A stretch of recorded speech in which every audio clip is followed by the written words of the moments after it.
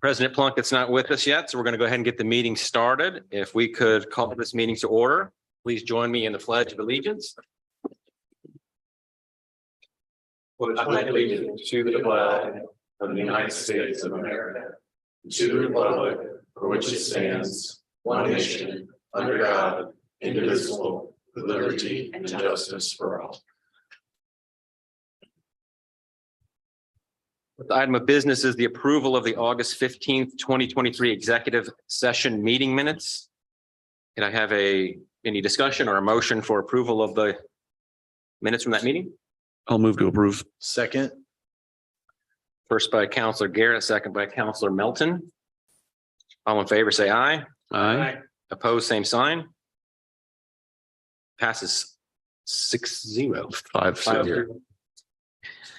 Second item, approval of the memorandum of the August 21st regular meeting minutes of this body. Any discussion?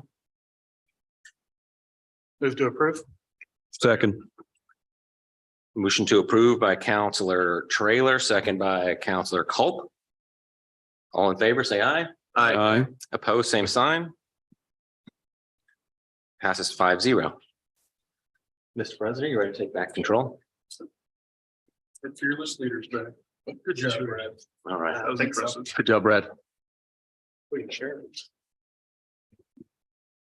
Please. Oh, it's awesome.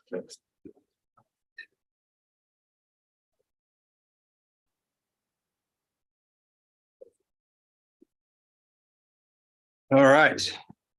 Apologize for keeping everyone waiting. Up next is the approval of the September 5th, 2023 claims. Are there questions from counselors? Move to approve. Got a first from Counselor Trailer. Second by Vice President Burke. All those in favor signify by saying aye. Aye. All those opposed, same sign. Motion passes 6 in favor, 0 opposed. Up next is the request to speak on agenda items. Amy, do we have any requests to speak? No, we do not. Okay, up next would be a mayor administration update, and we did not receive one of those. Are there any updates from counselors? I've got one quick update, just because I know it's something that's been on people's minds. The 875 and 400 intersection, the town did hired out an engineering study to help improve the safety of that intersection. Mr. Lance is not here today to give the update, so I'll give a quick one. Did get some recommendations from the engineering firm. Essentially, they were fairly simple signage moves and additions. It would be an additional 40-mile-an-hour speed limit sign to the north of 400 on 875. Also on 400, this coming from the west to the east, moving the stop sign bar, so the painted bar on the ground, from behind the sidewalk crosswalk to beyond the sidewalk crosswalk. So that'll make them have to stop twice, because there will also be a new yield to pedestrian sign before that crosswalk. So essentially, if there's somebody in the crosswalk, they'll have to stop there, and then again at the stop sign bar. And then there's one additional sign that says cross traffic does not stop, in addition to the stop sign. So some fairly easy things to implement. I know they're starting to work on that.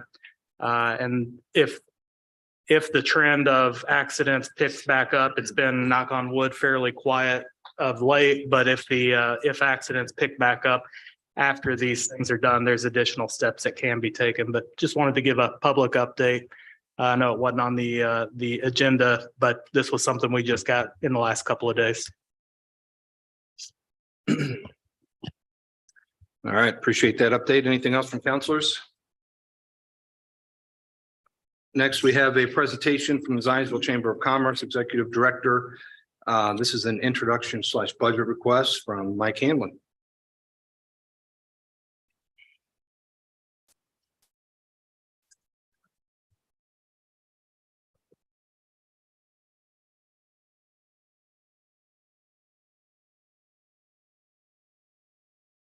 Good evening, thank you, President Plunkett and members of the town council for time on the busy agenda this evening. My name is Mike Hanlon. I serve as Executive Director of the Zionsville Chamber of Commerce. I'm also a proud Zionsville resident of 15 years, and I'm also a proud nonprofit executive, husband, dad, and active in the Zionsville community.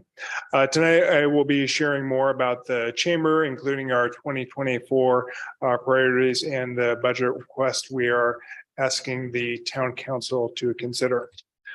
Our mission at the Zionsville Chamber of Commerce is to represent our members' interests, the local business community, and drive economic impact in Zionsville and beyond. Established in 1961, we've been dedicated to creating Zionsville as an economic leader in central Indiana. Today, we are proud to have nearly 500 members, and we promote Zionsville's visibility, contributing to economic development and a thriving business community. The Chamber of Commerce is led by a board of directors who play a crucial role in guiding the vision for our chamber, many of whom are sitting in the audience here as my cheering section, and leaders in the Zionsville business community. And turning now to 2024, we have 5 key priorities to advance our mission. Number 1, member engagement. We aim to retain at least 85% of our members and attract new ones by offering high-value engagement opportunities. Number 2, marketing. We will allocate funds to produce and maintain marketing materials to attract businesses, visitors, and investors to Zionsville. Number 3, we'll actively monitor legislation that may impact Zionsville businesses and support pro-business policies to government officials. Number 4, we plan to invest in economic development initiatives to foster local business growth. And number 5, we will continue to support and organize the community events that we all love and have come to love, including the Brick Street Market, Street Dance, and Christmas in the Village that encourage community engagement and highlight our chamber member businesses.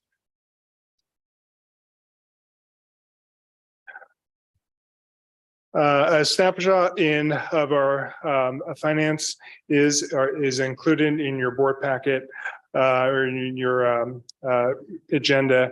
But briefly, our 2023 budget is $273,000. We are grateful to have received $60,000 from the town of Zionsville. The difference is made up of membership dues, sponsorships, and events. Briefly, on revenue sources, the majority is made up of membership dues, but we do rely heavily on our events that everyone throughout Zionsville has come to know about: Street Dance, Brick Street Market, and Christmas in the Village, which the town has come to support in the past, and we are very appreciative of that. Underwriting those events greatly helps drive economic activity to Zionsville and raise awareness of the Zionsville businesses community as well. Turning now to the budget request for 2024. As in 2023, our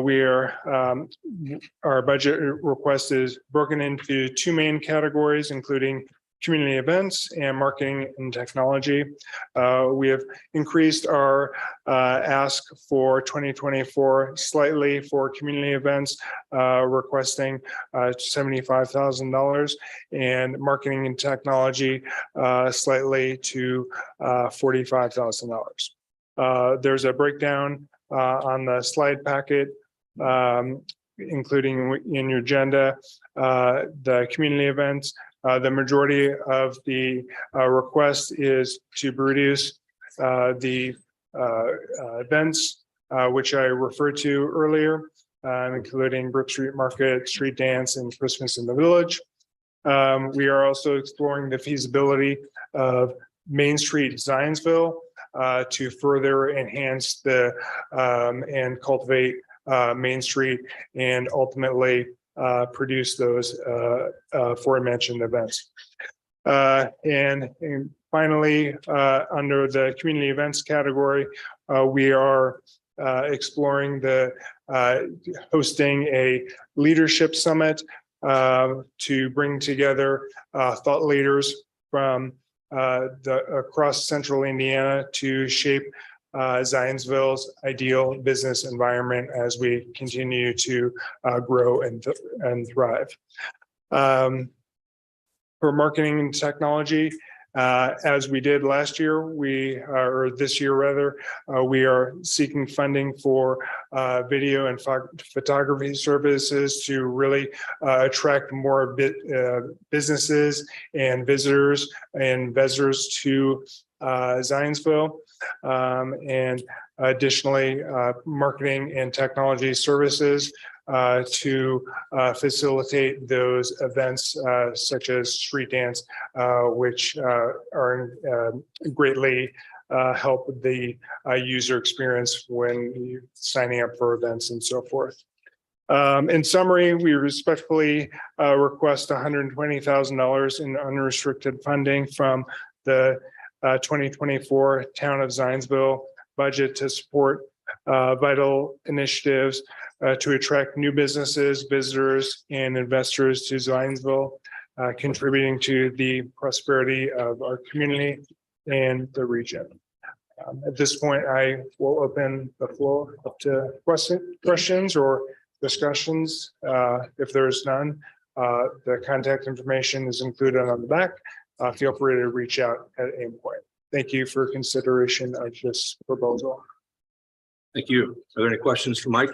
Just a little clarification. Yes. On the Main Street Zionsville, can you talk about what that is, just to help me understand? Yes, thank you for the question, Counselor. So the Main Street Zionsville, we are very early in the process, but that is part of Indiana Main Street, which is also part of Main Street America. There are several local communities here. Lebanon has a Main Street, Noblesville has a Main Street, which produce these events such as street dance, Brook Street Market, and so forth. So we are exploring as our part of our strategic vision for the future, having an organization, Main Street Zionsville, focused entirely on Main Street. So the chamber can then focus our efforts on the 70 square miles outside of Main Street. Just, and this isn't a pro or con, but just a little background. I know that maybe, gosh, it was probably 12 years ago or so. I see a member of the audience that would probably remember this with me back there, Candace. But there were two different organizations, the Zionsville Merchants Association and the Chamber. And I just, at one point, they kind of merged into one. I'd be reluctant to see the split. So I don't know exactly how what you're talking about would work, but I just hate to see it split back out into two different organizations when we've got one that works really well. Understood. And those are great questions. And thank you again for the question. Those are all questions that we are exploring with the Indiana Main Street folks. And that is part of the funding request, respectfully, because we are early in the process. Ultimately, it would be a separate organization from what I understand, but it would be the initial planning and groundwork would be led by the chamber, including who would be on the board of directors for the organization. From one more question, from the other towns that you mentioned that do this. Yep. Are they ordinarily municipality driven or like what you're talking about, chamber driven? Yeah, it really is important to have a close collaboration between the chamber and the town. Otherwise, it will not be successful. So that is one thing that has been emphasized from the contacts we've been working at Indiana Main Street. So for that reason, I'm planting the seed early with the counselors and asking for your support as we go through this process. Thank you. Yeah, I got a couple of quick questions too, and I know we just talked about a few of those out in the hallway, which is great. But I believe what you were talking about was back in 2000 when there was the Merchants Association, or just early 2000s, and I've heard about that today actually. But just thinking through some of that real quick, and you don't have to answer it now, but I'd like maybe an email sent. I'd like to know how many Zionsville Chamber members are in the town of Zionsville and how many are outside of the town of Zionsville. And I'd also like to know how many members are downtown Zionsville and then just throughout the rest of Zionsville. And I don't need names. I just need maybe a pie chart at your convenience. And I think that'll help me kind of understand all the requests as we move forward. So please and thank you. Certainly, we can get that information to you. Great. Thank you, sir. Happy to. Hey, Mike, I appreciate the presentation. Thank you. We've been happy to lend our support. I did have a question though. I think Councilor Traylor makes a great point on your mention of Main Street. I know enough to be dangerous about it, but so what you're saying is that it's a separately incorporated 501c something, right? It's a 501c3. It is a C3. Yes. And so it seems a little strange that the chamber would be the group setting it up as opposed to their own charter and board coming in and setting up a chapter in Zionsville. Are you working with another group that would then incorporate that? Or is it that you see the folks from the chamber bringing this to life and then having it run by a separate board? Exactly as to your latter point. Ultimately, it is an economic development initiative, as the chamber is. So to get legs, and the chamber is a 501c6 organization. It's a membership organization. Indiana Zionsville Main Street would be open to everybody, open to the general public and so forth to support these Main Street initiatives. But to get it to have legs and because of the economic development initiatives interest we share, we would that's really the way the role of the chamber to get it started. Yeah, I'm not opposed to this. Was curious how it would come to be, and I didn't know maybe that's the norm that the chamber groups are the ones who really get these launched. But happy to hear more about it in the future. Thank you. Thank you. Thank you for your time. Are there any questions for Mike? Any other questions for Mike? Thank you. Thank you. Actually, Mike, I do have a question. Sorry to make you walk back up here.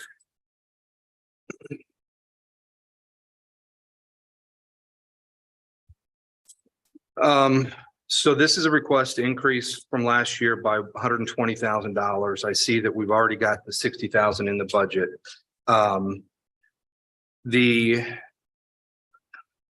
We have an unreconciled TIF district fund that has about $2.8 million in there. And I believe in the TIF district is Main Street.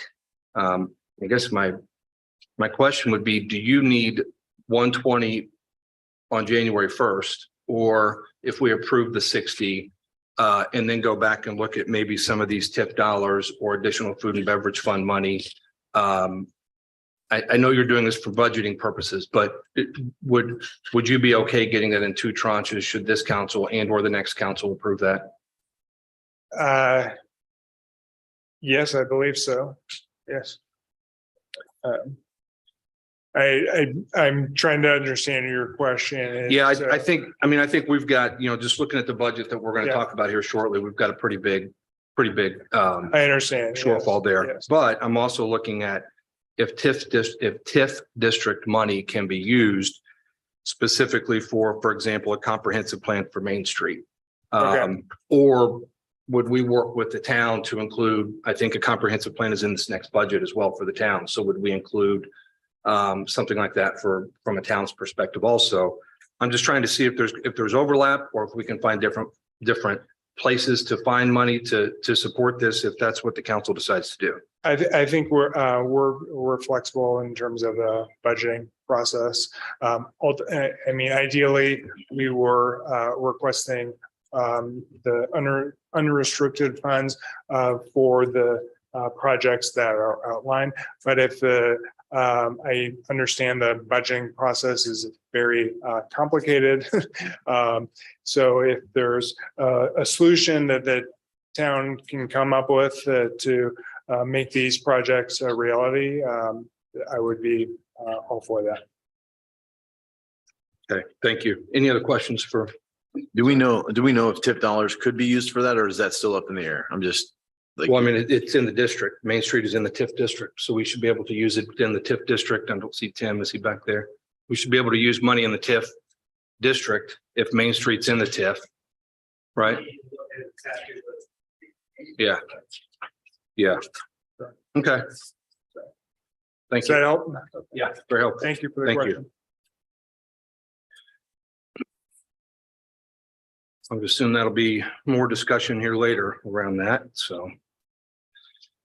We'll move on to old business. First item up on old business is a consideration of an ordinance regarding the solicitation permits. This is ordinance 2023-15. This is a final reading, and I know both Craig and Heather have put a lot of effort into this, so if either one of you guys would like to take the reins here. Councilor Melton. well, actually, I'm going to go ahead and let you, I'm going Okay, to no lean on worries. you on this. But we've done a lot of work, and this has been a continued request by people all around Zionsville, not just in my district. So I hope we set it up and teed it off right and properly to move forward so that the end goal is that we protect the Zionsville residents and we're still business friendly as well as friendly to the Girl Scouts and all the other local allowable solicitors. So aside from that, I think the ordinance is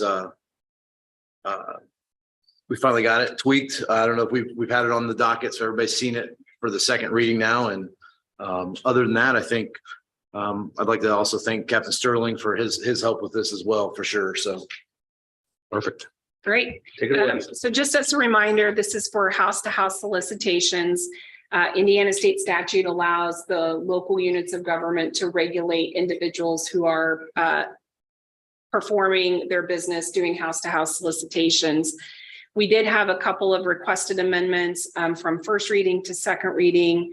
One was just some non-substantive amendments to kind of clean up the ordinance, make it a little bit easier to read. And then there are a couple of substantive amendments that I did want to point you to. One of them is on page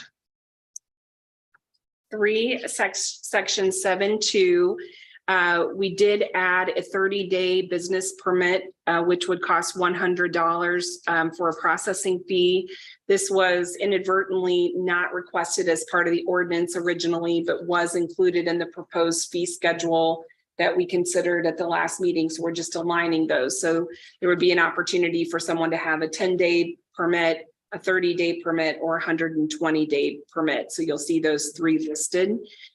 We clarified that it would be an additional $3 in a non-refundable license fee for the actual application. That's just to help offset the cost to the department having to manage this process. And then one other substantive revision that we made is on page, let me find it here. Page 5, section 9(1). We included in the prohibited actions that an individual could not solicit from any individual property owner who had been listed on the town's do not solicit list. So you'll recall that one of the things we've added to this new regulation is to make sure that if an individual homeowner or business owner did not want people to solicit their home or business, they could simply sign up once a year to be on the town's do not solicit list. That would be then given to these door-to-door solicitors at the outset of their license, and they would not be able to go there. So this is just another way for us to make sure that homeowners or business owners who do not want solicitation can have a proactive way of making sure that doesn't happen on their property. And then we did clarify just above that, we already had included it, but we wanted to make sure it was included, is that this is no longer going to apply to non-commercial activities. So if you're a Boy Scout or a Girl Scout, or you're selling popcorn or whatever you're doing door to door in your neighborhood, previously you had to notify the town under the ordinance and that you were going to engage in those activities. We wanted to make sure it was clear that this is not really what we think is in the best interest of the police department's time to be monitoring. So we're really focusing on the commercial activities and no longer requiring those groups to come to the town and actually, say they're going to go out and sell Girl Scout cookies. So we think that's a good change for the community as well. And that is it. Yeah, I like it. Heather, just to confirm, we talked about this last time, but so if a citizen signs up for the non-solicit list with the town, right, that can be provided to commercial providers, that would not apply to these exempted charities. Correct. Potentially they're going door to door, right? So I think it's got to be super clear, because some people don't even want kids knocking on their doors to sell cookies if they have a no solicitation tag. So we just have to make sure they understand that Yes. what's exempted and what's not. 'Cause it's a little complicated. That's an important point. So this in no way infringes on any individual homeowner's property rights to exclude people from their property. One of the things we were trying to accomplish with the no solicitation list is sometimes those signs are hard to see and you're already up at the doorway before you see the do not solicit, or we don't want, individuals soliciting at our property. So this was, we thought, another opportunity for those that are doing the door-to-door solicitation to know upfront, these people, these addresses don't want you to come to their home, which we think will be safer for the individuals who are soliciting, as well as, the individual homeowners and property owners. So everyone still needs to be mindful that Indiana has very strong property rights, and those remain regardless of this ordinance. Right. Thank you. Any questions for Heather or Counselor Melton?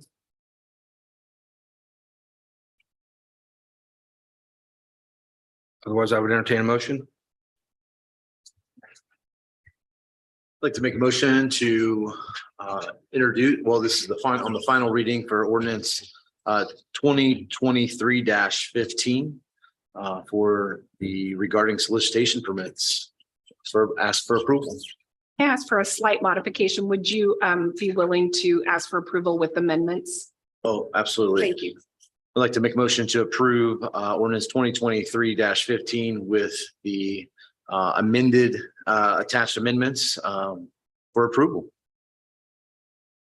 Second. I got a first by Counselor Melton, a second by Vice President Burke. All those in favor signify by saying aye. Aye. All those opposed, same sign. Motion passes 6 in favor, 0 opposed.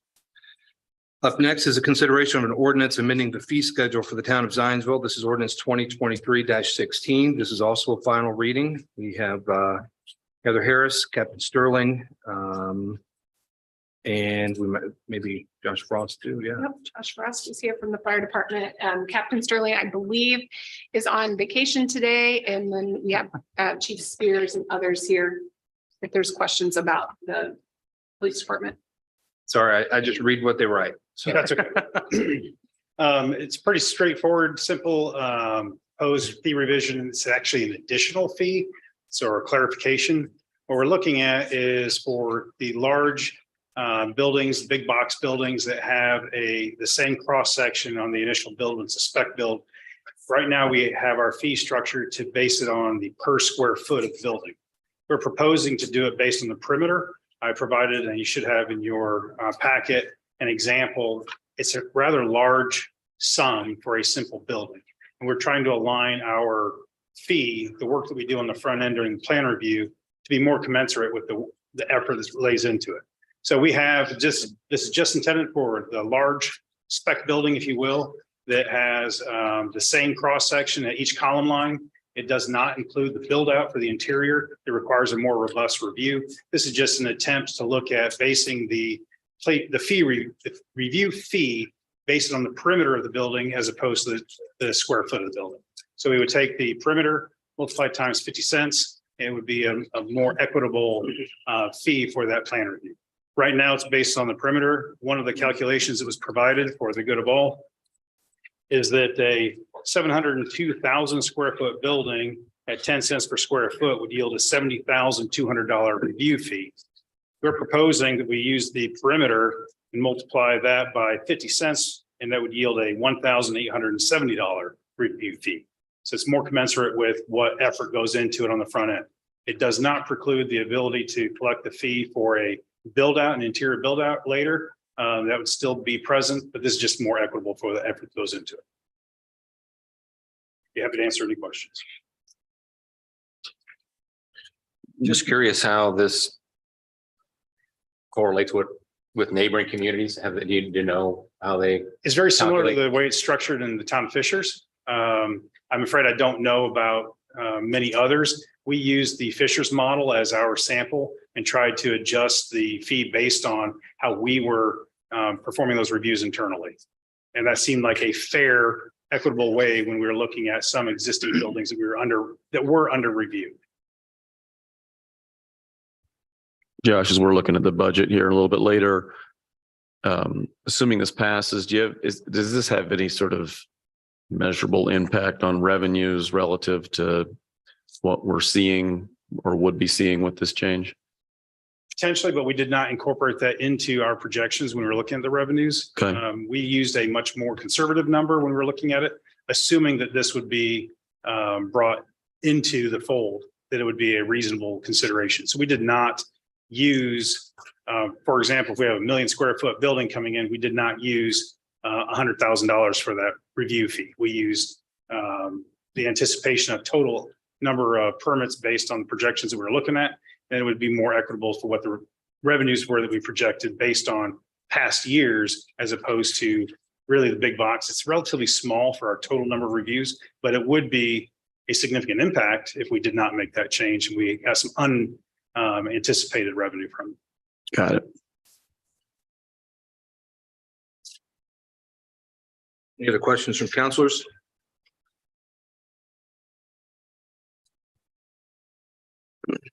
I'll make a motion to approve on final reading ordinance 2023-16. Second. Second by Vice President Traylor. All those in favor signify, by Counselor Traylor. Upgrade. All right. Brad did a good job here. Hey, come on, man. Second by Counselor Traylor. All those in favor signify by saying aye. Aye. All those opposed, same sign. Motion passes 6 in favor, 0 opposed. Up next is a consideration of a resolution regarding the appropriation of additional funds. This is for the Parks Resolution 2023-15. I would note that we held a public hearing on 8/21 of this year. Jared is here to answer any questions. All right. Thank you, President Plunkett. This evening, I just want to have a conversation and provide any information I can to help inform your decision for this final piece of funding necessary to complete the Big Four Rail Trail widening and expansion projects. In 2022, within our existing allocations, we had the funding necessary to complete all these projects. And unfortunately, in 2023, we failed to appropriate some of those funds for the parks capital projects. So we've been working together throughout the year to identify those and appropriate those along the way. And this would be the last piece of that puzzle to acquire that funding necessary to complete it. Throughout this year, we've been monitoring the program to ensure that as construction continues, to avoid delays, it could stay on schedule, but also we would have the ability to pause any sections necessary so that should we not acquire this funding, we could still open the trail up for public utility while we await those capital improvements. Originally, that section was going to be Town Hall to Starkey, but after conversing with the construction company, they began at Oak Street and worked in that Starkey to Town Hall area. And instead, we paused Bloor to Mulberry. Now, unfortunately, between Bloor and Mulberry, the subgrades were in their poorest condition. So just the egress of that equipment going to the tunnel and back, being a linear trail, there's limited access on where you can access the project, has destroyed that existing trail. So we had the excavation and the stone and the paving paused for that portion, but ultimately just the movement of that equipment over it has degraded that trail to the point that if we were to open it up now, it would not be safe for public transit. So we are kind of in a bind right now. The option one would be for your consideration of this additional funding and to complete the project in 2023 as planned and intended, or alternatively to remove that work from the 2023 planned activities and either work with that contractor in 2024 to complete it or rebid that remaining scope of work with a new contractor. So happy to answer any questions. It is unfortunate that this segment of trail between Bloor and Mulberry did fail. Of our 5-mile corridor, this was the only portion of our 100-year railroad ballast that failed in this capacity. Jared, quick question. In the future, I guess, how long will what we've done, say we finish this with this boat, how long will that last essentially? I mean, it should last a long time with foot traffic, right? Bicycles, et cetera. Yeah, so really our heaviest equipment that should be on there in the future is an F-250, save for the occasional Bobcat or something conducting tree work or something like that. So just like the trail that was put in the 90s, you know, the life of asphalt is 15 years plus. So we're hoping for a 15 to 30 year investment. And with proactive maintenance and the drainage improvements we've had along the way, we're hoping to get towards the latter end of that. Well, that's fantastic. So I guess in the future, we know that these heavy pieces of equipment deteriorated the trail at those certain points. Is there anything we can do in the future, either in 15 years or if should we have to make a repair to avoid using that size of equipment or bring it from a different perspective to, a different angle to try and reduce damaging good trail in the future? I think the challenges are, you know, defining the means and methods of your contractor. Certainly you can probably list what equipment is applicable for a project, but I assume that would have additional costs. So really we have to have the balance of suggesting things, but not ultimately informing and directing some of those activities. So I can say in this segment between Bloor and Mulberry with the undercuts planned, we'll go from about 4 inches of stone to 12. So that'll certainly reinforce it and extend the life of that asphalt into the future. But ultimately, you know, time, erosion, and drainage can all impact the integrity of these bases. And these trails are low. So you're going to have moisture that falls there, and then you're going to have the freezing and thawing, and there's a lot to it. But I'm just kind of disappointed that we tore up what might have been usable just to repair or reconstruct new material in a different area. But I think I see it all the time. So I do understand that perspective of it. So thank you for sharing that. Jared, is my understanding that we would have resurfaced that part of the trail anyway, right? So I understand that you're saying now that maybe some of the equipment tore it up, but you would have had to. How much extra cost on this is because of the damage caused by the equipment versus you would have already had to tear this up and repave anyway? At this point, no extra cost. So the simple egress, they're still working. There's no penalties now for delays or anything. So if your consideration of this appropriation, if this is funded, there'll be no delay and no additional cost because that was going to be excavated anyways. That's so that segment of trail was at end of life regardless. And right. You were going to repave that anyway. And just to confirm, no construction has been halted to date. You're continuing to move forward. Obviously, you need this final allocation to finish the job, but you have not paused or have you stopped? Correct. Yeah. So we've had the contractor continue. If you've looked out of Town Hall, there was initially a bed of stone laid. They were able to fine grade that and get it closer to ready for asphalt. So we still have plenty of time this year to get this project sealed up and complete. They're not working on a roundabout, are they? Not my guys, no. The only other question I had for you, and we've talked about this a few different times, I think we both agree that it would have been ideal to have this in the budget. And this is not the best way to do this, but you do have dollars in the 403 budget, which I believe is what, $615,000, 651. 651. And if obviously the trail's tore up, we need to get it done. I mean, so that needs to happen. But if you would say it wasn't tore up and you wanted to have this trail done, we could have obviously put it in the 2024 budget. The 651 that you have in that budget, would you have wanted to use that for another project, or do you see that this still would have been the priority project for you to tap into those $403? Does that make sense? Yeah, the rail trail is the central spine of our park system, and I feel it's one of the highest priorities that we have to date to maintain and manage. And, you know, we see hundreds of people a day throughout its corridor, and that's only going to increase as we connect to Whitestown and beyond and become more of a regional destination for trail users. So certainly the highest priority, especially as there was some concerns with the condition of the pavement in those segments as was before the project, and the potential liabilities with upkeep of that. So even if this wasn't kind of a crisis priority at this point, you would still, even if we rebudgeted this for next year, you would still want to use that 651 balance to finish this particular work. Absolutely. Thank you. So this whole thing really annoys me. I want to sort of go through your schedule again here, right? Because I agree with some of the facts you laid out there, right? This was in the 2022 budget, and for whatever reason, it wasn't spent. There were other priorities. The money then was failed to be presented to the council when we went over this September of 2022 for the 2023 budget, which was a deficit budget. And we worked long and hard to get that to a balanced budget. I would argue, had this been found, there would have been other things in your program that would have been cut if this was a higher priority, because I agree it's something that is needed for the town. As I sort of went back through all the old meetings, then this seemed to be noticed in like February of 2023, where then you came back to us and said, well, we failed to encumber the money. It wasn't in the budget. We'd like the appropriation.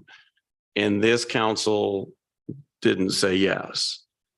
So in my mind, then this project moved along anyways without adequate funding. The contractor, and I don't know construction, so I don't know what fault they may have, messed up even more stuff while working on this stuff. And now you're coming back to us for more money. And I feel like the Parks Department is the only department that keeps coming back for more money for projects. I don't feel that any other department does that. Now, you are more capital intensive than police and fire, but roads doesn't come back and do that. And while I agree it needs to get done, I'm just beyond frustrated that there should have been a partnership to fully fund this to get started, and not to the point where there's just gravel and people understand what's going on, right? They just want their budget done. We're the fiscal body here. Now we're backed into a corner. I don't like being backed into a corner, Jared. So I don't disagree this needs to get done, but Should have never started. it shouldn't have ever started. That's the problem, right? Like this should have been a discussion or, February 25th or February 15th when we had the conversation, and it wasn't funded. It should have been put in the 2024 budget, so it could have been done completely. So I just don't understand why it's parks that keeps coming back for additional appropriations after we balance the budget, because this appropriation will further make the 2023 budget unbalanced, and we're going into a 2024 budget that is $10 million right now in the red. So that's not a question necessarily. It's just more of a statement that it's not a good position to be in as the fiscal body of the town. Right. Yeah, I mean, I agree with that. We're kind of in a position where we have no real choice. Like we've been painted into a corner that, okay, now we've got a torn up trail, fund it, or people are just going to be upset, where it should have really, I agree, it should have never been started without having full funding in place. I'd have a couple of questions and I'll get to why I'm asking this question, but did you provide the bullet points or the talking points for the email campaign that has hit the council? No, I did not. Thank you. All right. I want to make sure of that because somebody provided bad information and intentionally trying to paint us in a bad light.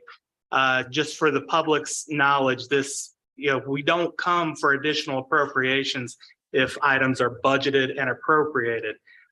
We come to the town council when things are not budgeted and need additional appropriation. So whoever has been spreading the word that this was a budgeted item is inaccurate. I will be supporting this today, but this is to Councilor Garrett's point. I did the math. This will make a grand total of $1,013,167.75 of additional appropriations year to date for the Parks Department. One of the reasons why this council pushed back on the original request, Jared, and this is not your fault, was we didn't have the appropriate reporting to understand the fund balances to even have a conversation.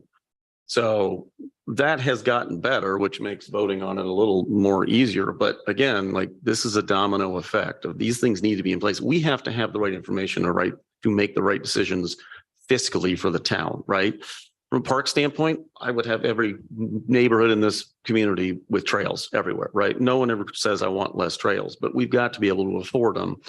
And knowing if we can afford them is a key part of that discussion. And so I know we keep harping on finances, but that was another indicator. It was in the notes as to why we pushed back on that. So again, I'm just disappointed. It just kept going forward, come hell or high water, when we didn't have the information to actually sit at the table and have that conversation. And if not for the mayor having just signed for the controls audit of the finance department, I would be voting no on this again, but she did after months of. Mr. Piquel, is there something you'd like to say? Come on up. All right, then please refrain. Oh yeah, convenient cold. Thank you. No, this is, where was I? Sorry, I got interrupted there by a convenient cold. I can hear it too. All right, well. Oh, you're talking about the signing of the financial audit. She finally signed after months of asking, she finally signed the control audit for the finance department that we've been asking for. So, and I feel like, actually, I don't feel like, I know that she was aware that was a reason that many of us were not approving additional appropriations. So the word was put out that everybody need to contact the council. And this is not against you, Jared. So I apologize. You're in the crosshair or in the crossfire here, but bad information was put out by the mayor to try to make us look like the bad guys here. And we're just trying to get through this year with minimum as little additional damage as can be done. So I think voting for this will minimize the additional damage that can be done. Yeah, I mean, I think from my perspective, I feel like I beat you up when you come up here, Jared, and I don't intend to do that. Just so that it's on record, I mean, the initial request for the Baker Tilly contract started in December of last year and was finalized and forwarded to the mayor in May of this year with the hopes that we could approve all of these additional appropriations that are coming through.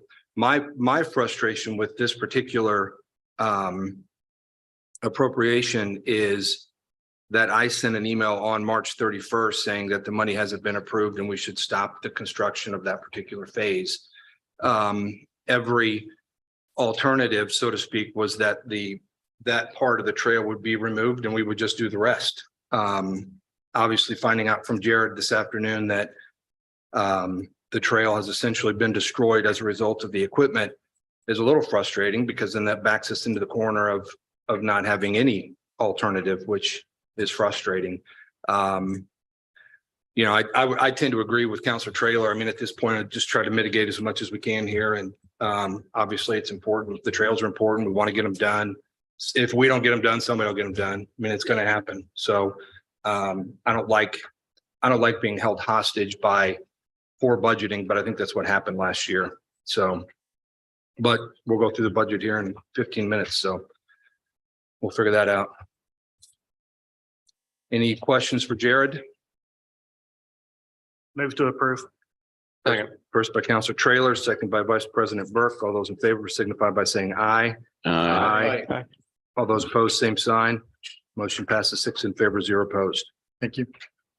Thanks, Jared. Up next is a consideration of a resolution regarding the additional appropriation or the appropriation of additional funds. This is the Ready Grant, Resolution 2023-16. Also, public hearing was held in August, or on August 21st of 2023. We have Mia here to speak if anyone has questions. This was a $1.9 million grant that was awarded to us.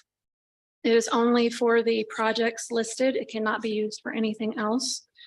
It's for engineering design surveys.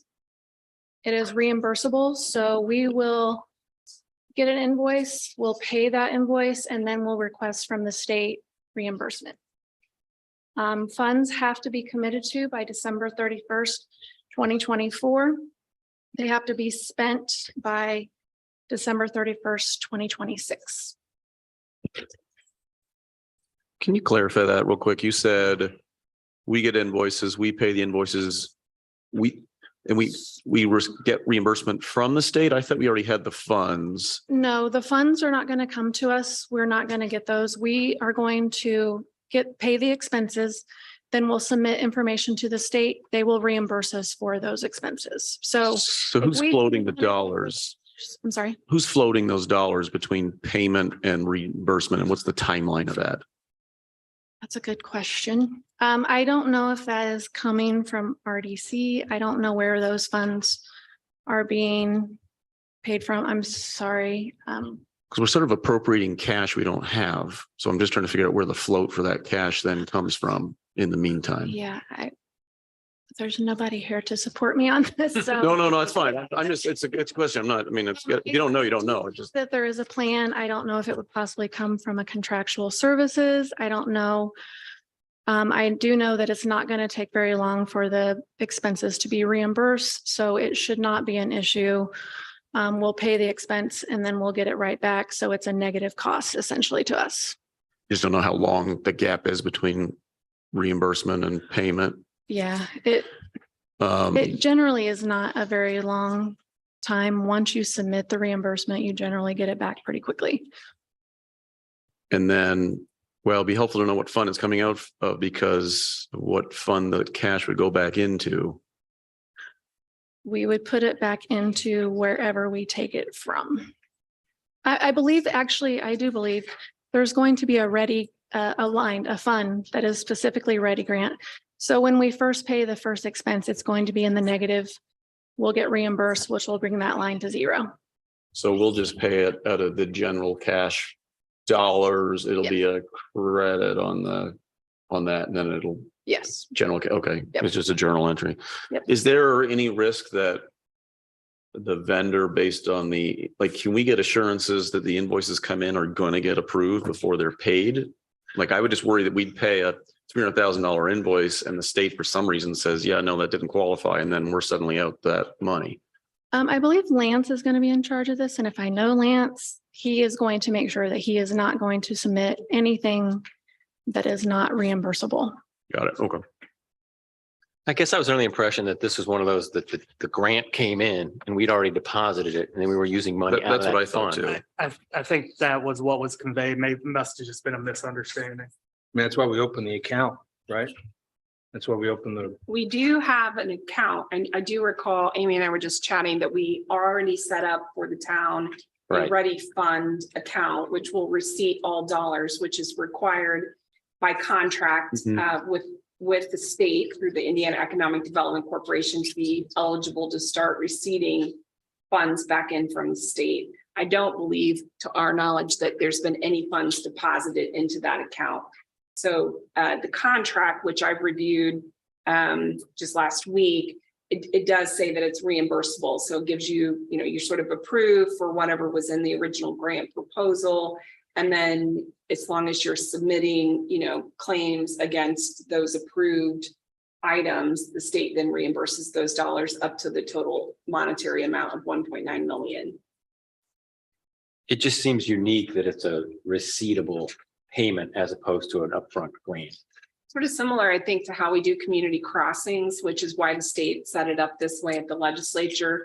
So community crossings, typically there's a portion of the funds that the community is allocating, and then they're drawing down that 50% matching grant from the state. But those funds are not dispersed until you provide, an invoice to the state saying, here's what, funds we need from you that you've committed to us. Then typically the funds are deposited back into the fund. The way we've handled community crossings is then we do an additional, we deappropriate and reappropriate back to the funds where the money was originally spent from. Yeah, that makes perfect sense. I just thought that maybe when we passed legislation to open that account, that it meant that the dollars were flowing in, but it was just a misunderstanding. Yeah, this is a little bit unique because we're part of a economic development consortium. So the state ready program split the state up into regions. Ours is called CERTA. So technically the town will take the invoices, they'll send them to CERTA. CERTA will sign off on them and then send those along to the state. The state will then pay the money that gets reimbursed back to the town. So there's kind of a dual layer of approval. So in theory, let's use $1 million. $1 million invoice comes in, Heather. We pay it out of general funds, but it's out of the appropriation that we are voting on here today. When the money comes back in, though, someone needs to remember to take that money out of that fund and not just encumber it to the next year, because it really needs to go back to, and it's not necessarily a deappropriation because the money's been spent at that point, right? It's really more just a journal entry to get that cash back into general. Amy used to do this. Does this make sense? Yes, but I don't know where the money is being pulled from currently. I'm assuming somewhere out of the DPW budget, but I don't know that I was looking to see if we've been given. Is it important that we get that voted on today? It is kind of an important question, I feel, to understand or is there stuff backed up to do this? I know at the last meeting, Lance had said that he has got contractors that are ready to start. So I do think there's a little bit of urgency to it. I will say that we've not spent anything for this project yet. It's up to you. It can wait until maybe somebody can give further explanation. I would not want to see this continued. Just to, point out, we've had nothing but financial struggles with the current administration. It is September 5th. I have zero desire to add additional financial responsibility to the current administration when we've got less than 4 months until the new administration comes into office. So kicking it down the road, continuing it for 30 days does not seem, it's not going to change my vote. So I guess my question, Councilor Traylor's point, if we vote on this and this does not get approved, can we come back? Can we bring this back later? If we've been awarded the money, can we come back? Can we bring it back later?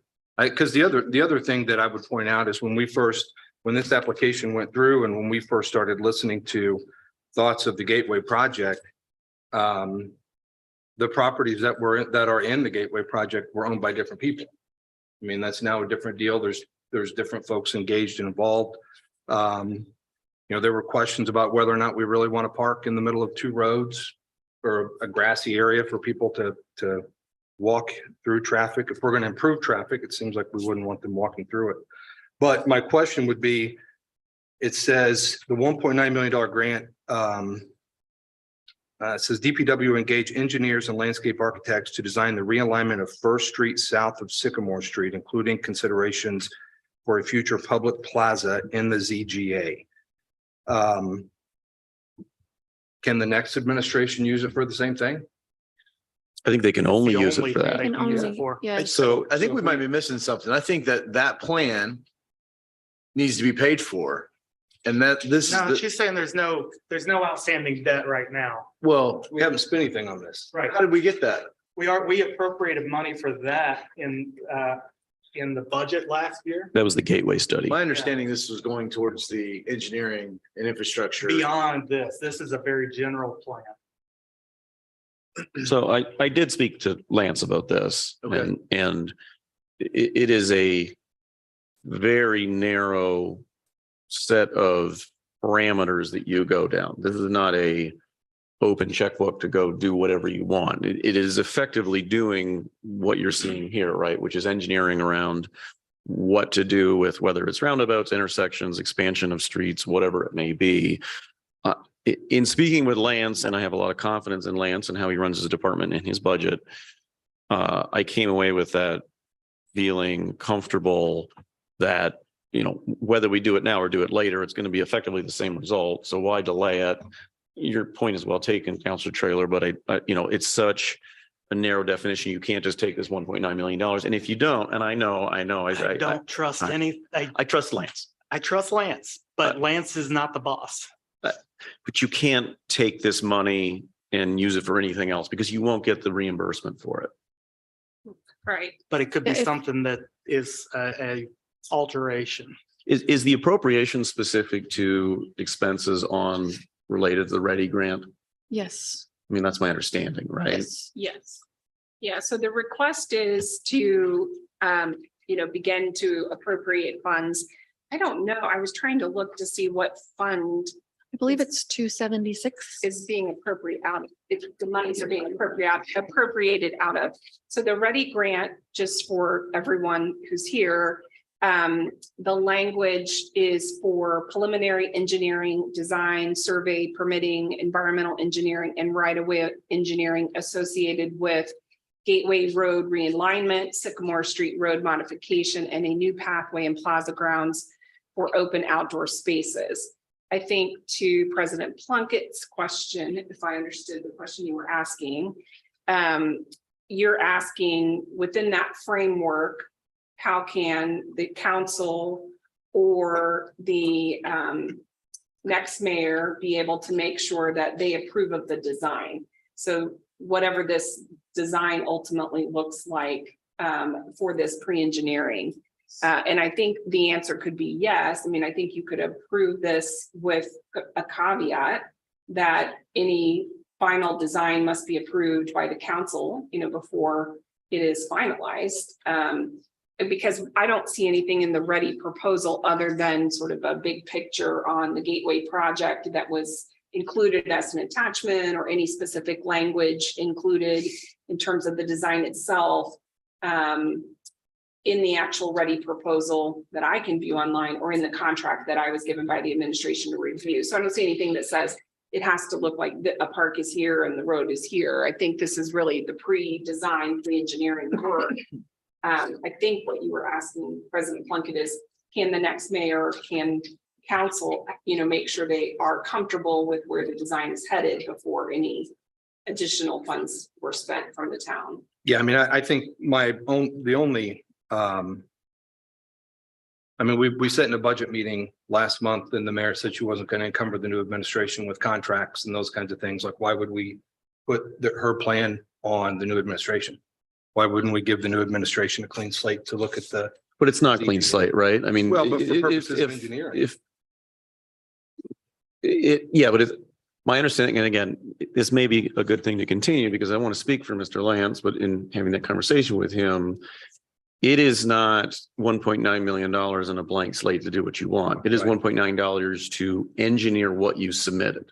So even if the new administration says this is a terrible plan and I want to, do something totally different, they can't use the Ready Grant money for it, and that money will just go away, right? So it's not like, and I asked a specific question, does delaying this, because I want the new administration, I want the next council to have more input on it than this council and this administration, because they're the ones that are going to have to deal with it. And my understanding is it will be virtually unchanged regardless of us approving it or next council approving it. They have to stay within those guidelines. I do not trust that that will happen. Sure. I would not challenge this administration to find a way to screw this up. They're going to, this is the plan that everybody has put forward. This is the plan they want to study. This is the plan, what the engineers will lay out for. To your point, there are things in this plan that other folks may not like. I may not like parts of this particular plan. But once the engineers get started on this project, if they start next month, they're building an engineering plan for that map that we're looking at right now. So that's already going to happen no matter what.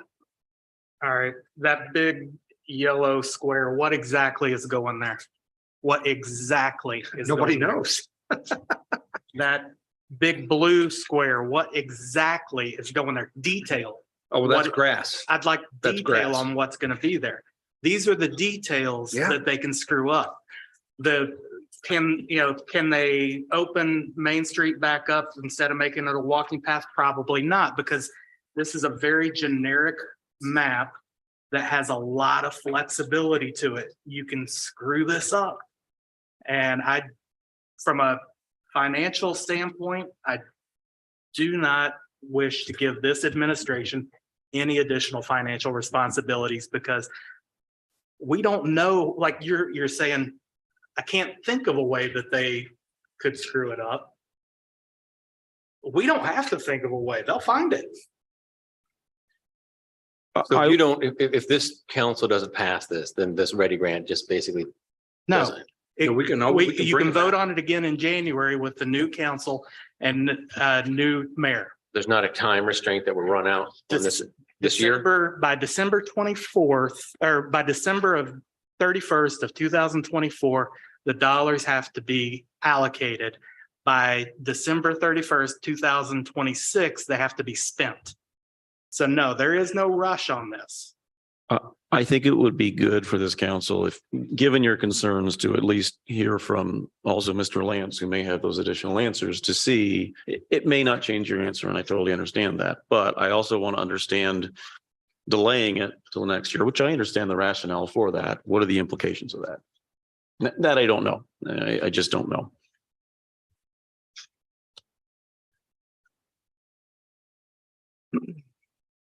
Do you have anything you'd like to add? I will say the way it was worded, I did not draft this resolution. It was confusing to me because it is indicating here that it's being appropriated. Like it says appropriated out of the fund's name and for the specified purposes. So it's saying it's being appropriated out of the Ready Grant Fund. But there's no money in it. But right, but my understanding, it's a reimbursable to me as point. So the way it was drafted is confusing. There's also a couple typos that we'll want to get an amendment on before we pass it. But that was my confusion, I think, in terms of if the money is already there or not. I understand from reviewing the contract, I agree with Mia, but it is not already. No, so essentially, we're going to pay for something and that line is going to be in the negative from the get-go. We will get reimbursed, bring it to zero. The next time there's an expense, the same thing until we spend the 1.9. Mia, if we pass this, how soon would they probably begin doing some work? Do you have any sense of, are they ready to roll? From the last meeting, Lance said that there's people ready to start on this. So does that mean in a couple of weeks, a month? I'm not sure, but I do know that he did say that people are ready to start working. Thank you.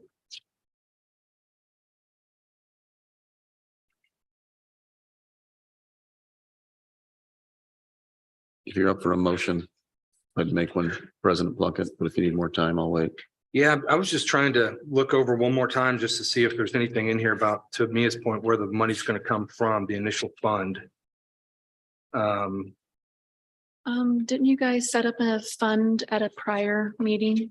Well, I mean, Right. the money that goes out first before we get reimbursed, where that money's coming from. So I think we set the fund name and established the account, but I don't know that any money was ever received into the fund. No. That's what this is doing. Yeah, So it's no. a zero balance currently. right. Right. So what this is doing is saying you're appropriating 1.9 million in ready grant funds, which would then put this at a negative $1.9 million balance unless you're taking money from somewhere else and putting it into the fund. Are we permitted to take a fund negative intentionally? I don't So- know the answer. Maybe Tim or someone else would know. I don't know. So I don't think you would want to make it negative 1.9 million. You would make it negative the expense that you're paying. So if I'm paying a $1,000 engineering fee, I'm going to pay that bill, which is going to make that line negative Yeah. 100,000. No, I understand I don't- how it yeah. would work. I'm just saying, are we from a, I think fiscal from, body, are we allowed to intentionally? We have, and Tim can answer this better, but in the past, I never dealt with a ready grant, but I dealt with some reimbursable grants with the police department and the fire department. And they would go into the negative, and then as soon as Okay. the money came in, it would be positive. And that's something that when State Board of Accounts comes to you, you have to explain to them it's a reimbursable grant. Okay. Amy, I and- see a nod from Tim back there. So I'm comfortable with that. In those cases, were those specific funds that were then created for those grants? Yes. Personally, I would like to continue this because I feel there's a lot of open information. I know others may want to deny it, but if you're ready, I'd make a motion to Go ahead. continue. Second. So I got a motion to continue first from Counselor Garrett, a second from Counselor Melton. All those in favor signify by saying aye. Aye. Aye. All those opposed, same sign. Aye. Motion passes 5 in favor, 1 opposed.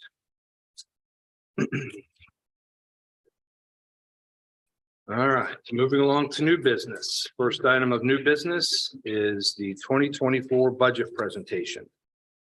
And we have Tim Berry and department heads available.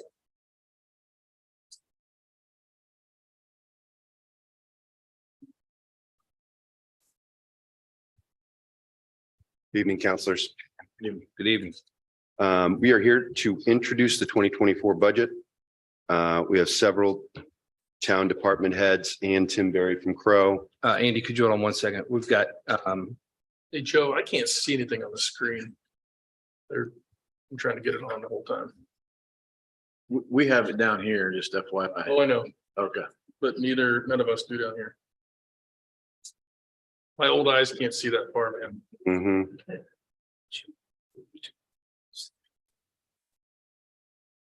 You can stream it on there. Yeah. Or not. Just figured we all want to stay here longer.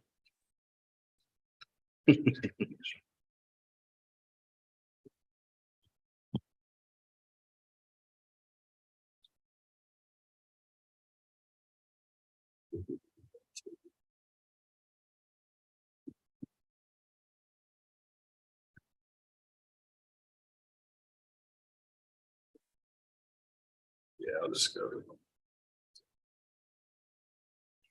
Good friendly. The councilman over there. I'll try that. Yeah. Okay. sure. So are you gonna do it from there? Yep. See if that works.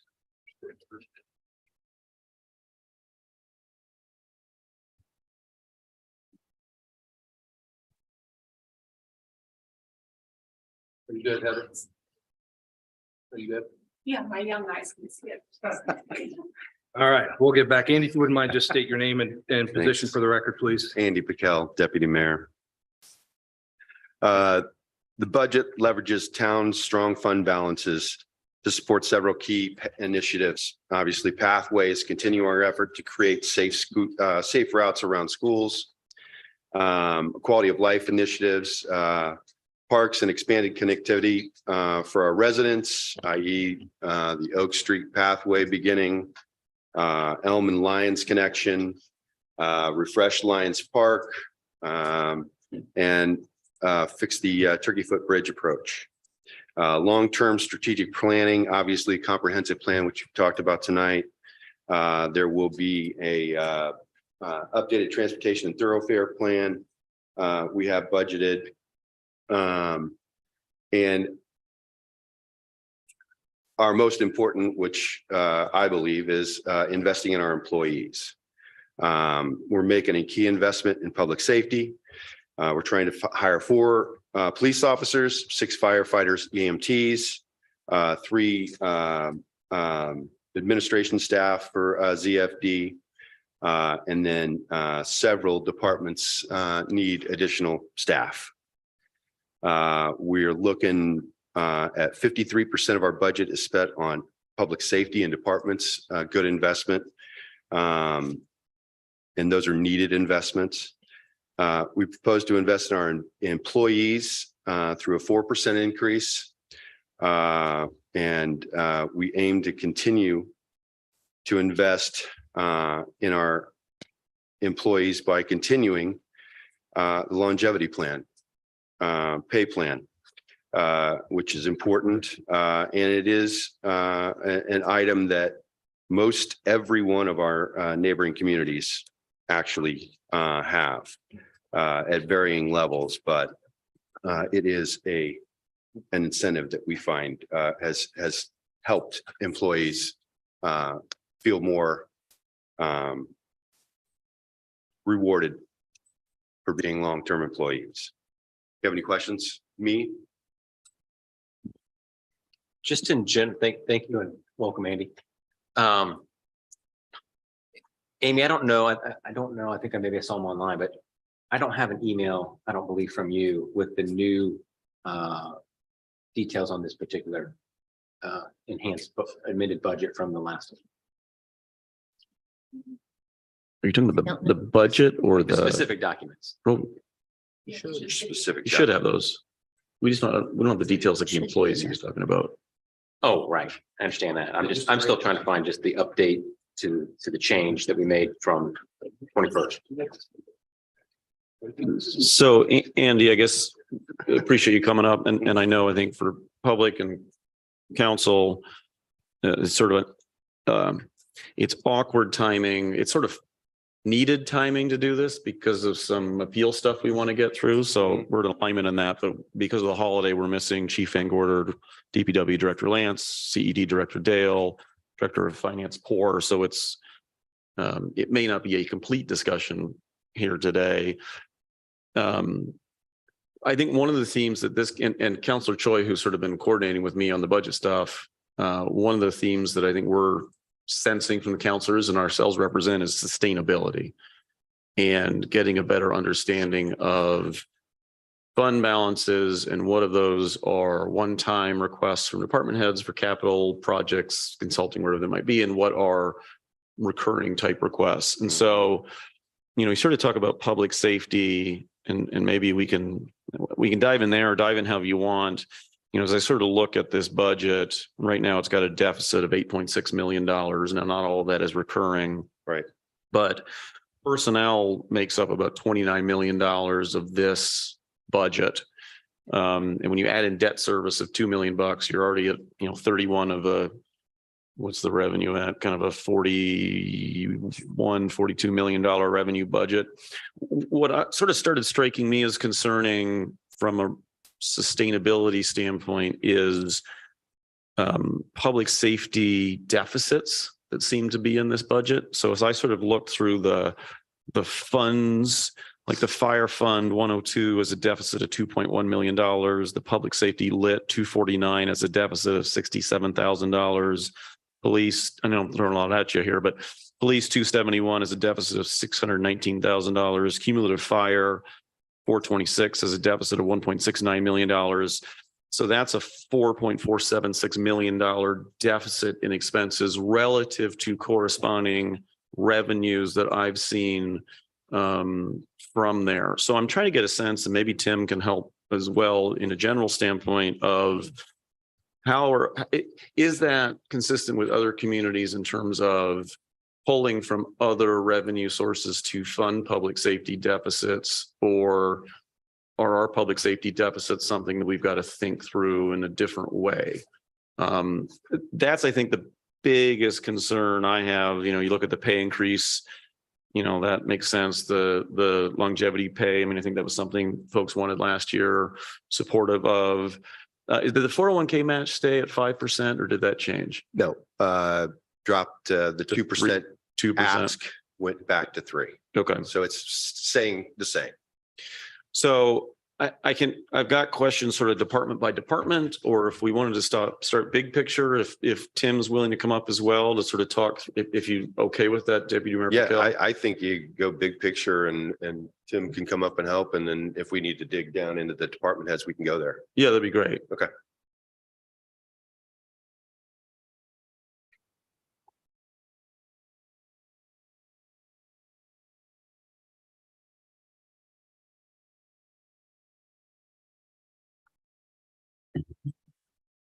Thank you, counselors. Tim Berry, financial advisor to the town with Crow. The budget that is presented to you did have some changes. I think you did go through most of those from what you saw at the budget workshop. We did firm up final revenue numbers on local income tax. Unfortunately, that did not go in the town's direction that we were hoping.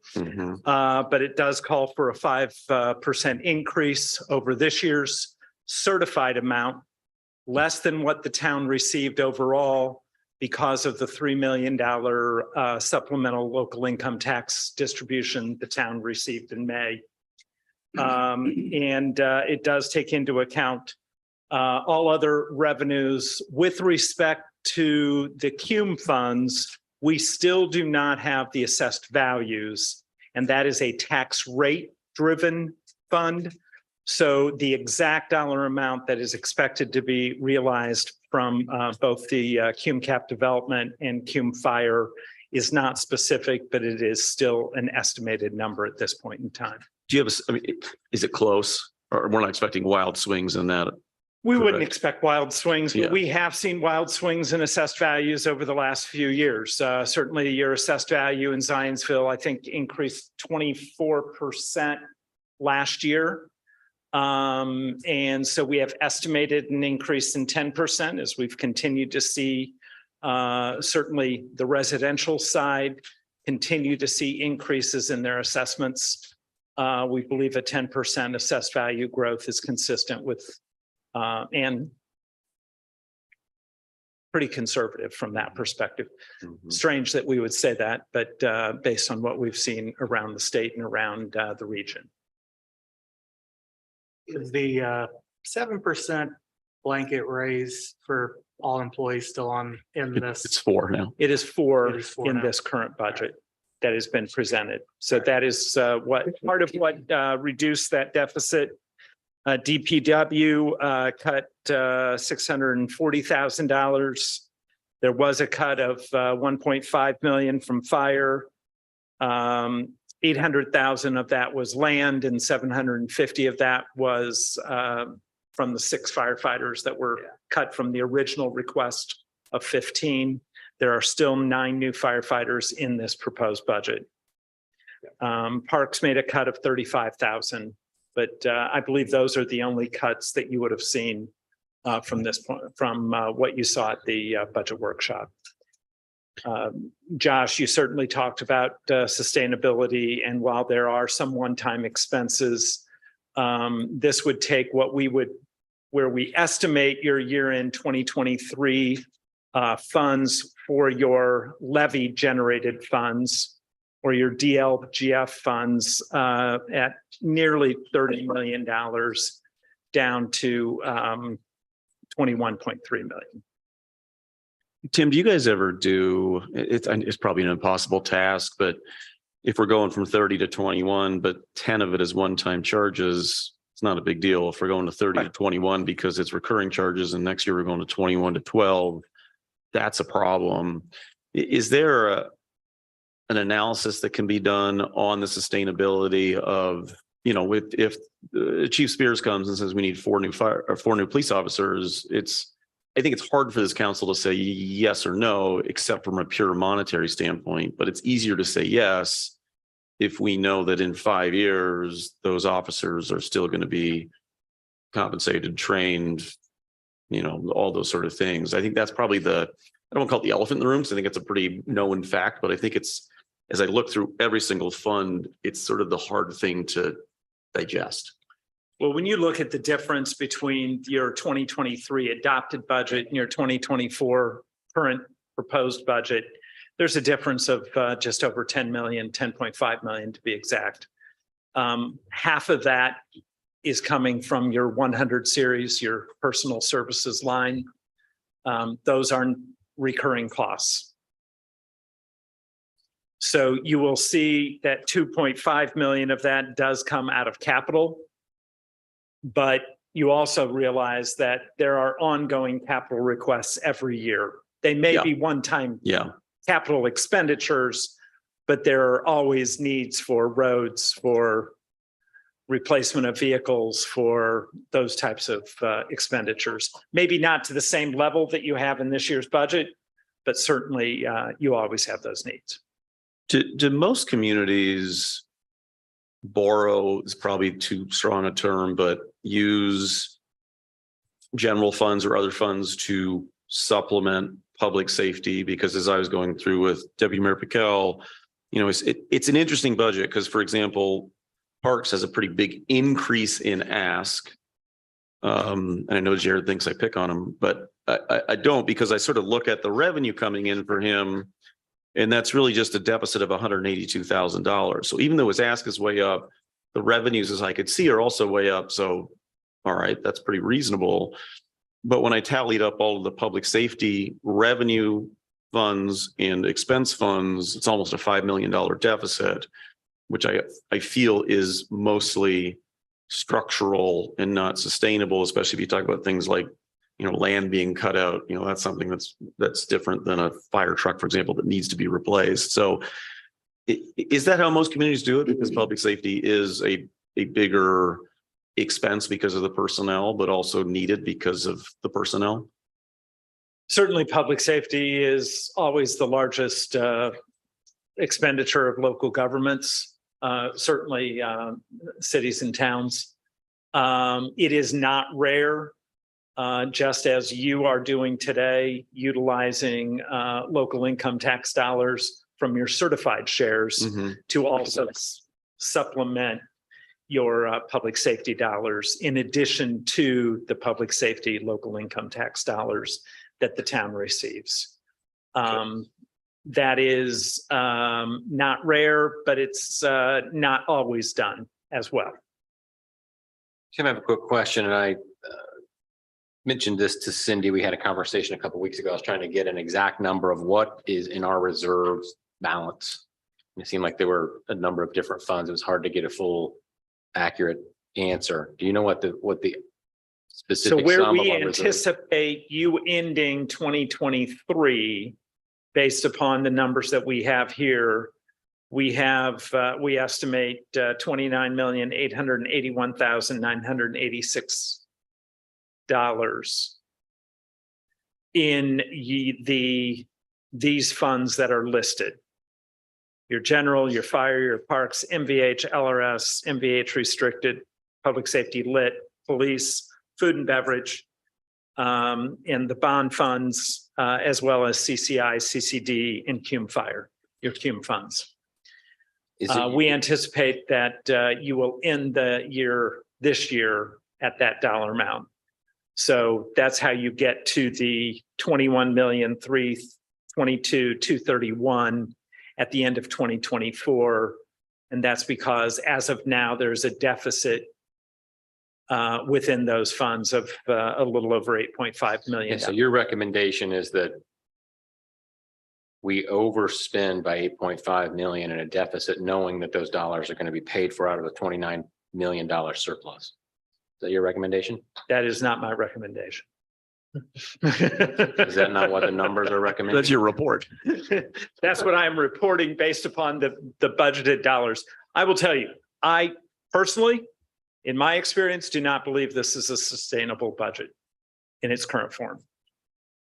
Let me ask you. Last year, I did believe what you passed was a sustainable budget, even though it was a deficit budget.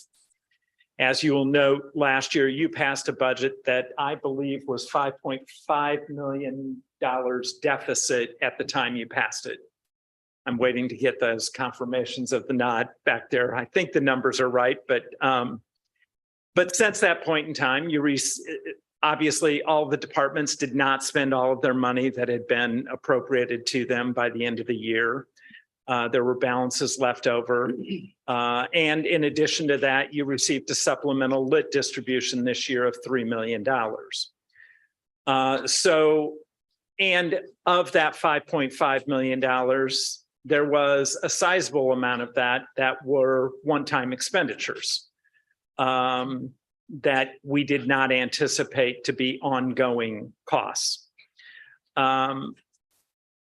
I believe if you were to get into that range again, in assuring that you had one-time expenditures making up part of that deficit, you would be in comfortable situation. You also have to note, and I don't want to be the Debbie Downer here, but you approved a reimbursable grant last year from the state for 6 firefighters. You pay those dollars out, you get reimbursed by the SAFER grant. That's to the tune of about $650,000 annually. Those costs will be coming, and it increases a little every year. Those dollars will be coming online in 2025. So as a council, it is also responsible to be looking towards the 2025 budget and how you will be able to not only be sustainable today, but how can you be sustainable with those expenses today are coming online there. Absolutely. Is there, in your professional opinion, if you're looking at, say, an approximate $50 million budget and you have reserves of 29 million, I mean, I'm not opposed to tapping some of those reserves. Right. But is there a standard in your mind, 50% of a budget that's kind of in reserves? Is there a formulaic number that you're looking for that it gives you the safe zone? Does that make sense? GFOA, the Government Finance Officers Association, will tell you that local government budget should have reserve balances anywhere from 10 to 40%, depending upon the fluctuations of your revenues. Usually, in most cases, they look at that 10 to 20 range. You are a town that has experienced, because you are growing, you are experiencing a lot of pressure with that growth on providing the services that are necessary that your town residents expect. And so, there is that. When you bring it on, you don't always, when do you get the revenue for it?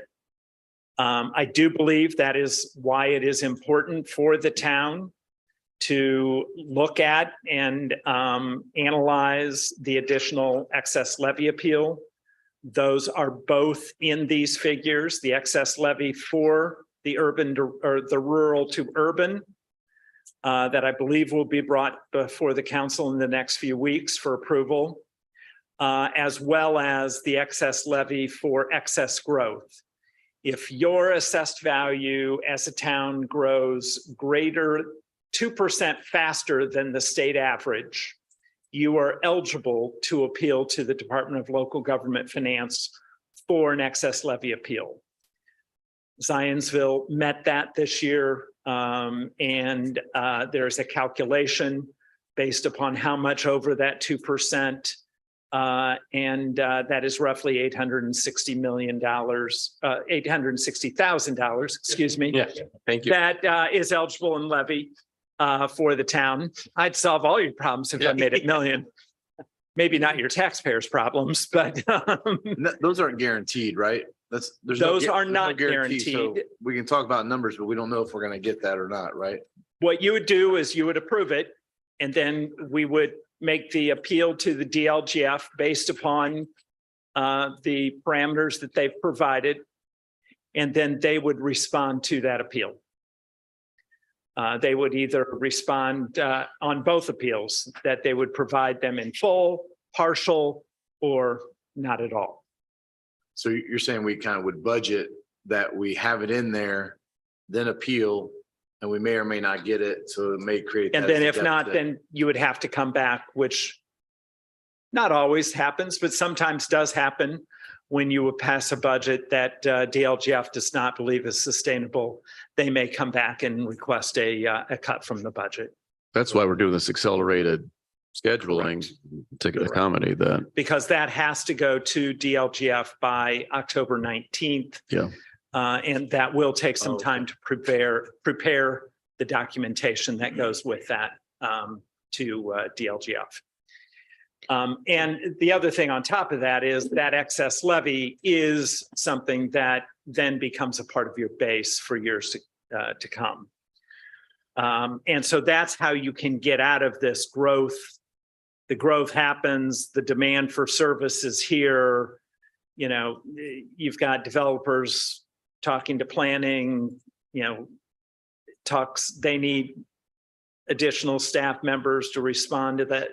It's when that revenue comes in, oftentimes it's later. So that's why it's necessary to look at that and consider that as a council. I just want to make sure I heard something correctly. So you're saying that the current cut down version is not sustainable at 8+ million over deficit, right? And you're saying we should be closer to what we were last year at 5. If I heard you correctly, in that 5.5 million range.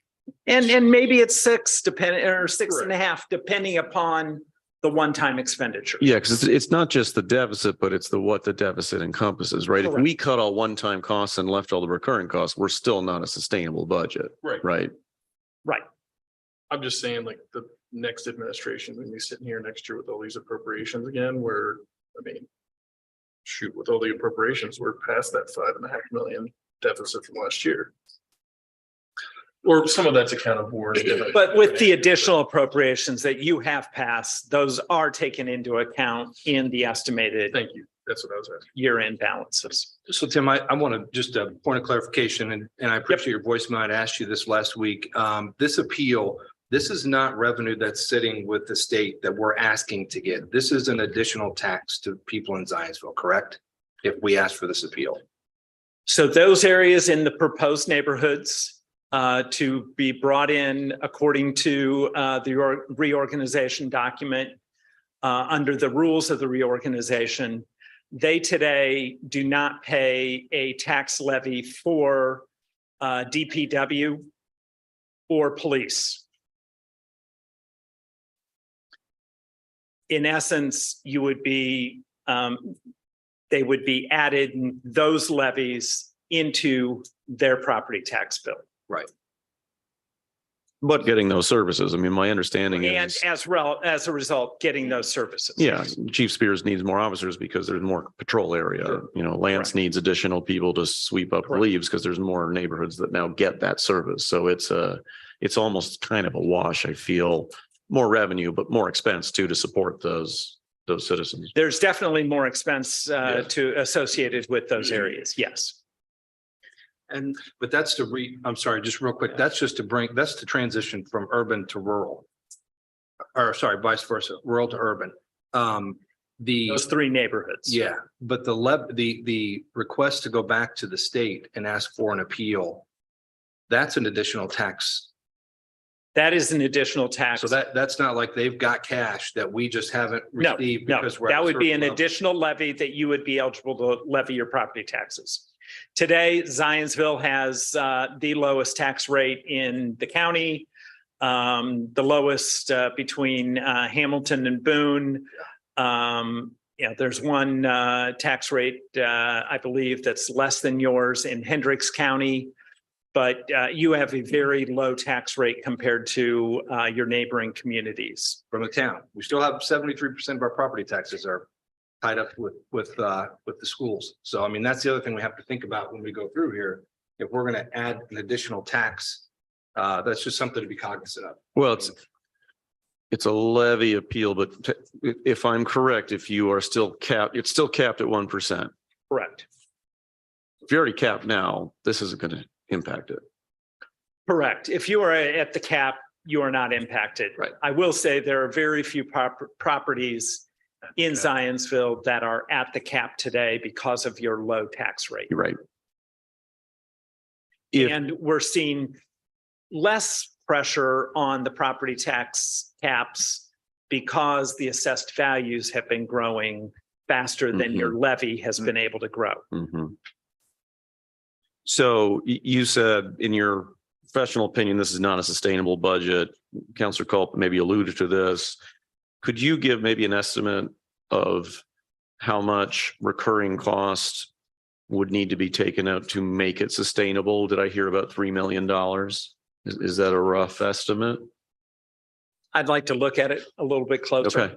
It would be helpful to know how to back into that. Yeah. Math, right? And I think that's something we can discuss maybe in more detail September 18th at the public hearing. on the Okay. Budget. That's what I was looking for too. And Tim, can you remind folks watching the timeline on when this budget needs to be passed by this council? Thank you, Counselor. Yes, the proposed budget timeline is introduction tonight. Department heads will be here at the September 18th meeting, which is the advertised public hearing for the budget. And currently proposed adoption of the budget is at your October 2nd meeting, I believe, which would be your first meeting in October. So we still have nearly a month to take where we are today to get to that final point. Yes. Deputy Mayor Piquel, you in your introduction talked about different departments and what their revised personnel changes are. When we got the budget information, all that was available was just the dollar amount increase and not the number of people increase. So for example, I didn't know till today that it was 9 fire department members instead of 15. All I could see was the dollar amount. Is that something that could be produced and provided to the council? Just IT wants to go from 2 to 3 people, fire from 50 to 60. I think that would be helpful to understand. Yes. So I think that's where unfortunately, most of the sustainability is going to be coming from. I agree with the administration wanting to take care of the people we have. I even maybe would want to look at taking care of them, especially from the 401k match thing, to encourage that savings. I know we're assuming everyone will participate. Everyone traditionally doesn't, but if there's a higher match, maybe they'll thank us in 20 years. Absolutely. But I think that's something that will help get a better understanding of where that sustainable versus not sustainable is. Thank you. It's exactly right. I appreciate that, Counselor. I did want to mention on the rural to urban, we are on a calendar deadline for that. And I'm pretty sure that you guys have an October 15th meeting, or did you cancel that meeting? Because that's the week of Zionsville's fall break, I believe. It is. And in that week, we kind of hope we would hit the 15th and be just fine for the 19th. And that doesn't look like that's going to work. So there may, depending on how things work, we may have to have, or I may need you to schedule a special meeting if that's where we're going. I think Amy, we may have moved that to the 23rd. I think Amy's taken. a Yes, quick we look did. here. Yeah, we did. 23rd. Okay, so that would be behind the. That'd be too late for the deadline. 19th, correct? 19th is our, so And we Like- can't do it like in I said- 2nd, Andy. We can't. I because believe that we can. If we get through the readings but I think you're going to be having people miss the first reading. Oh, okay. So The I first and got you. second. I got you. So you need 7. So it may have to be, depending on how things go, a special meeting if you're available for that. I think that needs to be done this year. So I would agree. It's Yeah. We lose it if we don't do it this year, right? The opportunity, We just don't get it this year. just don't get it this year. Okay. Yeah. We could, Heather, if we did have counselors missing, we could have 1 or 2 dial in. Correct. I mean, our policy allows for that. It does, yeah. So that could be something. Because we have an electronic meeting policy, which would allow up to 3 of you to call or zoom in. And So you that's need, something to keep in mind, Andy, if we could just make sure we're, you would need all 7 to do both readings, right? Yes, to Yeah. be able to suspend the rules, you need all 7, but we could have 3 members joining electronically if they were traveling. Great. That would be superb. Yeah. Thank you. Perfect. I guess a comment I would just make to department heads as we look forward to the next meeting as you're crunching numbers. Last year, I and others on the council really championed investing in our current staff and with some ARPA funds, but also a 7% pretty much across the board raise where Joe had done some really incredible work about midline pay and trying to get everybody to a particular level. I think we need to continue to invest in our current staff. I know we're 8.5 million over. We need to trim that down a few more million, it sounds like. I'd love to continue to invest in our current staff. I think it's important.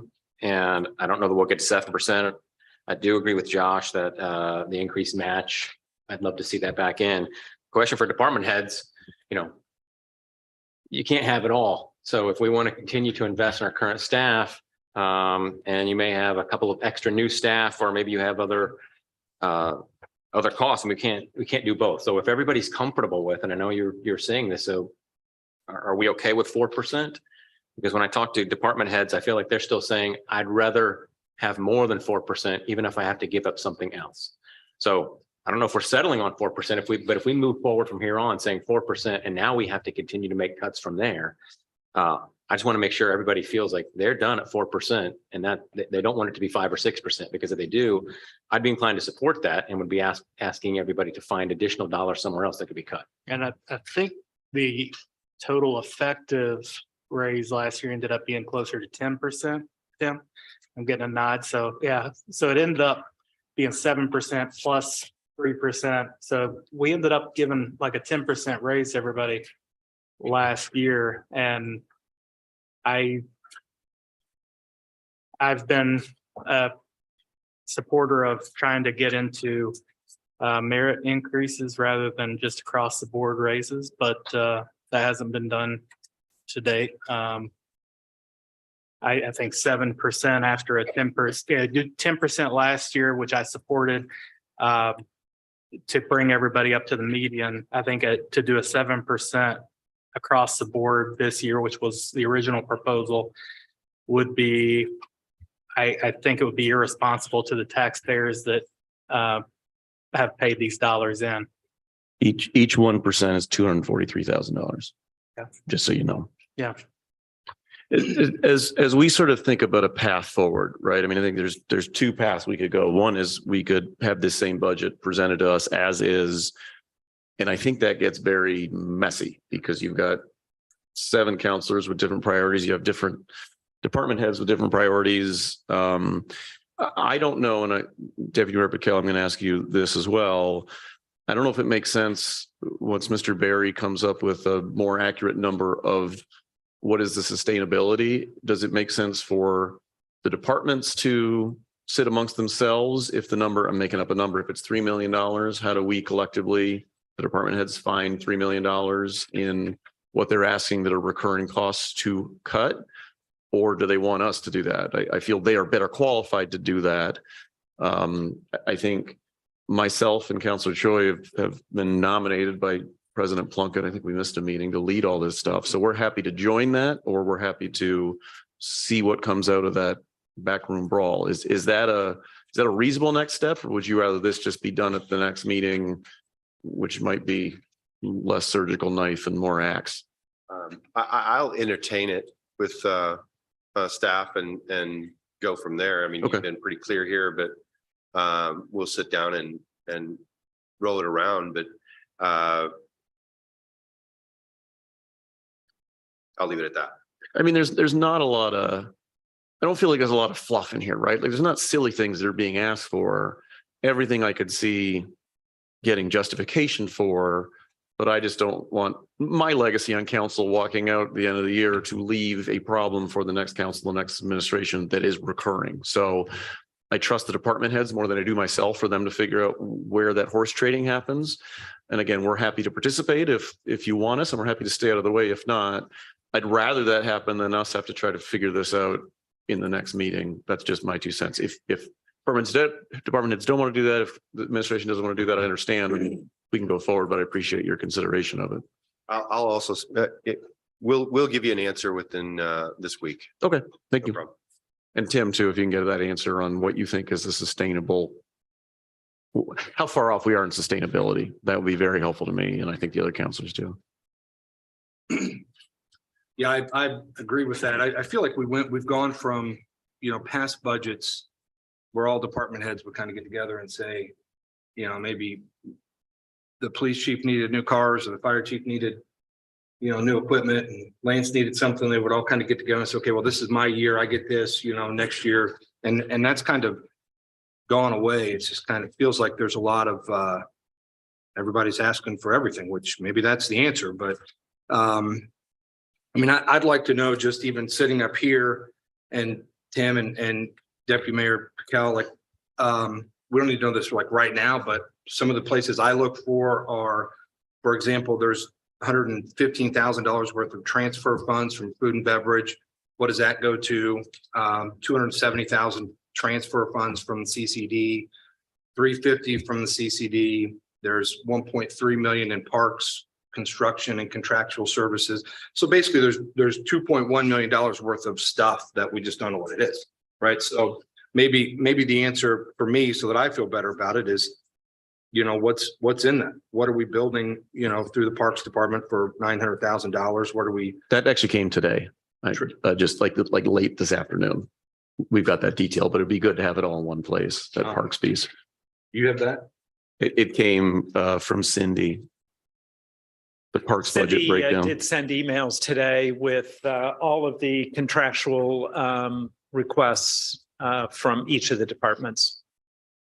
It might have come in a couple of different emails. There were a few departments that might have been separate, but she did compile that information based on your request at the budget hearing, or at the town hall.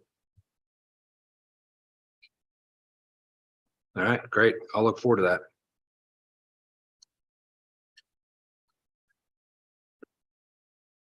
Anything else for Tim or Deputy Mayor Patel? I got what I needed. Thank you. Just, I don't see that email. It was on the purpose. Yeah, I don't see it either. I was just looking here. Okay. It was. Did you just send it, John? Attachment, Okay. but not listed. It was an Okay. attachment, but not listed in the detail. Okay. It was a weird, one-off thing. That's just the Parks operating budget breakdown. Everything else is in the body of the I thought message. somebody had said it today. That's what I had said, I originally thought it came today, but that was the Okay. consulting right. pieces that came All right, today. I was looking for a new email from today. Yeah. I just didn't have that. Okay, got it. All right. All right, no more questions about the budget. Any No other vote, right? we were just talking about this today. Are we introducing this, or is this just a No. discussion? This is just a discussion, correct? I think we need to move for introduction formally. Yep, with the motion to introduce the budget. So moved. Second. So we have a first by Vice President Burke, a second by Councilor Garrett, and this is to introduce the budget. And then obviously all the edits and anything else we want to do can come Yes, absolutely. later. Yep. It's to introduce, not an endorsement. Correct. Thank you. All right, so I got a first from Vice President Burke, a second from Councilor Garrett. All those in favor signify by saying aye. Aye. All those opposed, same sign. Motion passes 6 in favor, 0 opposed. Is there anything from other matters from councilors? I would just say a couple of things real quick.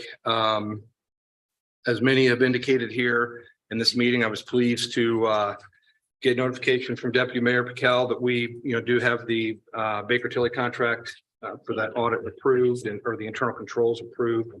I think that's really important. Appreciate the mayor working on that. I also received a voicemail on August 31st. I had been in communication with the mayor via email regarding the form-based code.